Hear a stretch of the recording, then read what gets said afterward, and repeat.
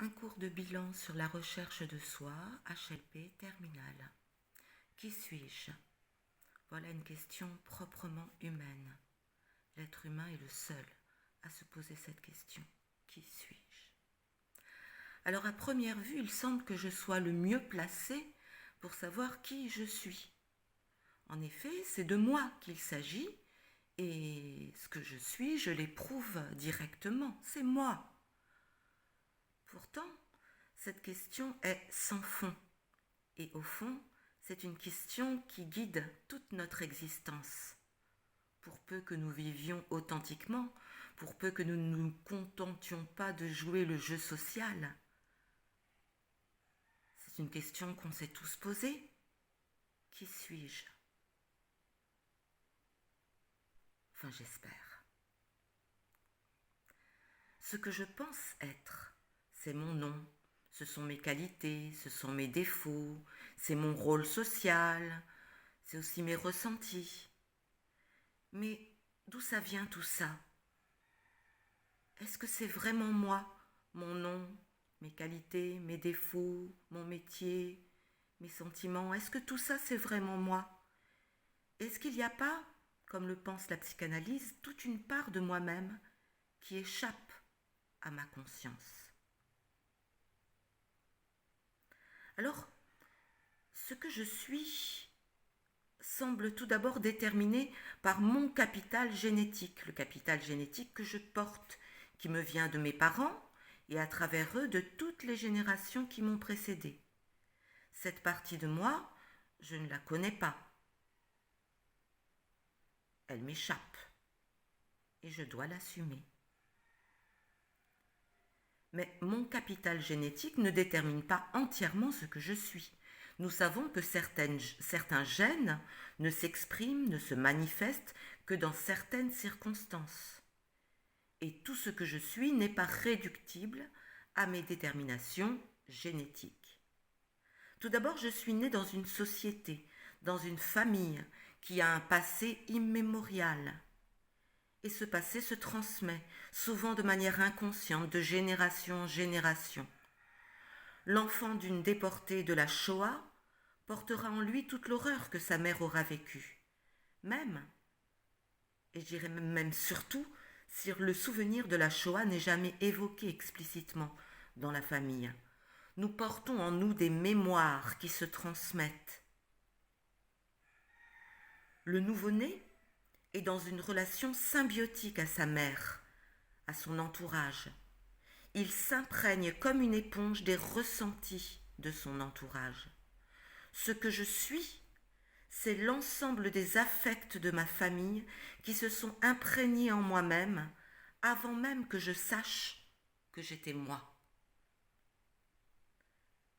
Je suis née dans une famille qui nécessairement n'a pas répondu à tous mes besoins. Je suis née impuissant, à la merci de mes parents, de mon entourage. Pour survivre, j'ai développé des défenses, des modes de comportement me permettant de supporter les frustrations, le manque d'amour. Freud écrit que le moi est un système de défense.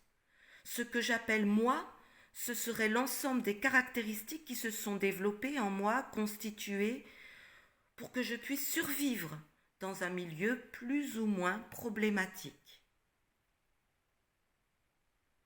Ma conscience de moi, ce qu'on appelle en philosophie la conscience réfléchie, c'est-à-dire la capacité de penser « je suis moi », s'est constituée progressivement dans les premières années de ma vie, dont je ne me souviens pas. Quand je suis sortie du ventre de ma mère, j'ai pas dit « coucou, c'est moi ».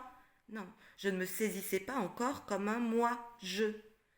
Ce n'est que vers 3 ans que le bébé est capable de dire je, de penser je. Alors comment ça se fait tout ça dans les premières années de ma vie? Comment est-ce que la conscience de soi se développe? Eh bien, c'est très complexe, mais je vais essayer de simplifier. Je me suis identifiée dans un premier temps au prénom que l'on m'a donné et qui me désigne. Mais ce prénom a été choisi par mes parents. Il a été déterminé par leur propre histoire Et cette histoire, elle m'échappe. Une étape très importante de la constitution de la conscience de soi, c'est ce que Lacan appelle le stade du miroir. Très complexe aussi, je simplifie. Le bébé, qui ne se sent pas encore comme un moi unifié et permanent dans le temps, eh bien le bébé va être amené à se reconnaître dans son image, dans le miroir. Lorsqu'un papa lui dit, un parent, lui dit « Regarde, c'est toi !» Et le bébé va se reconnaître dans son image par la parole qu'on lui dit « c'est toi ». En fait, notre conscience de nous-mêmes est à la base fondée sur une illusion. Nous nous identifions à une image. Plus précisément, nous nous identifions à l'image que nos parents ont de nous, pour le meilleur et pour le pire. À partir de là, nous recevons une éducation. Nous sommes des êtres de culture. On nous transmet des valeurs, des manières de nous comporter, des connaissances, des croyances, des techniques.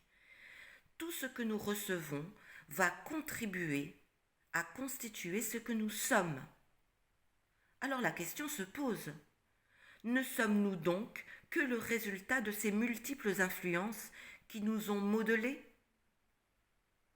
En fin de compte, nous serions comme un produit fabriqué.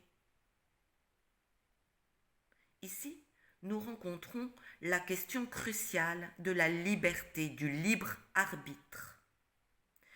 Si nous pensons comme Descartes, comme Kant, comme Sartre, comme tant d'autres, que l'homme possède un libre arbitre, c'est-à-dire la possibilité de choisir sans être déterminé par aucun mécanisme, alors ce que je suis ne se réduit pas à tout ce que j'ai reçu. Je suis capable de m'autodéterminer par mes choix en utilisant ma raison. C'est ce que Kant appelle l'autonomie, synonyme pour lui de liberté. Je peux alors remettre en question, grâce à ma raison, tout ce que mon éducation m'a transmis. C'est ce que fait Descartes dans ses méditations métaphysiques. Il prend la liberté de remettre en question avec sa propre raison tout ce qu'il a reçu par son éducation. Ainsi, si je considère que je possède un libre arbitre, je ne me réduis pas à tout ce qui semble me déterminer, mon capital génétique, mon milieu socio-culturel, mon passé.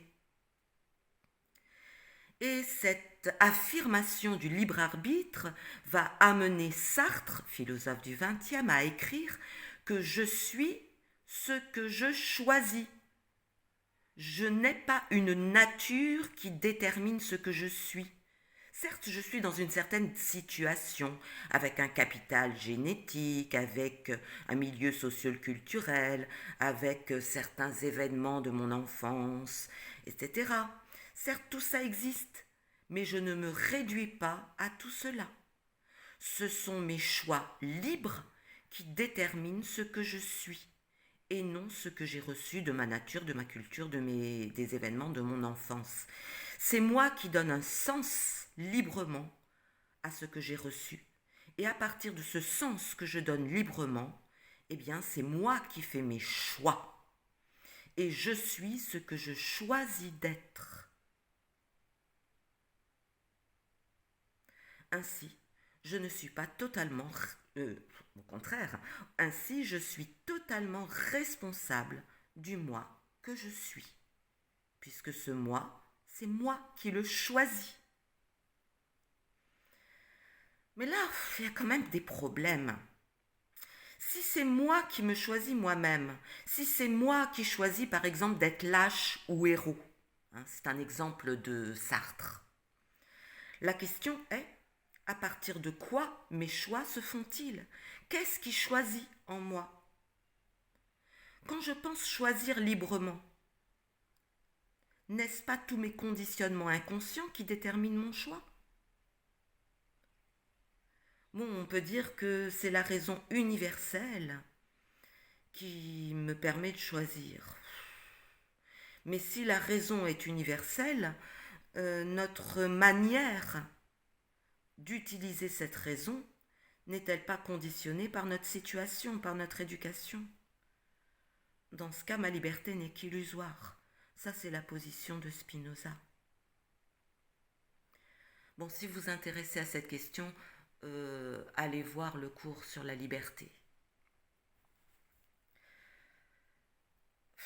C'est compliqué. La véritable liberté ne consisterait-elle pas à reconnaître que ce moi que je suis, cet ego, m'échappe fondamentalement? Il s'agirait alors de ne pas m'identifier à ce moi que je suis et qui est le résultat de ma nature, de mon éducation, du passé que je porte, des mémoires que je porte. Ne pas m'identifier à tout cela tout en travaillant à le connaître autant que je peux. Et peut-être, m'ouvrir à une dimension de moi-même, à une dimension intérieure qui transcende l'ego, c'est-à-dire qui transcende le moi déterminé par les circonstances de ma venue au monde. M'ouvrir à ce que Jung, Carl Gustav Jung, appelle le soi, ce que les religions appellent Dieu. Saint Augustin disait que Dieu est, je cite, interior intimo meo, plus intérieur que l'intime de moi-même, plus intérieur que l'intime de moi-même. Il entendait par là que ce qui m'apparaît comme mon intériorité, mes sentiments, mes émotions, mes pensées, n'est en fait que de l'extériorité, car tout cela est déterminé par des mécanismes qui m'échappent. Ce qui fait de moi un sujet véritable, c'est ce sillon d'extériorité que Dieu creuse en moi et qui fait que je ne suis pas réductible à un simple produit des circonstances de ma venue au monde. Voilà, je termine ainsi ce petit cours. Évidemment, le dernier paragraphe est un peu personnel, mais retenez que quand même cette question « qui suis-je » est une question sans fond. Allez, bon courage pour vos révisions.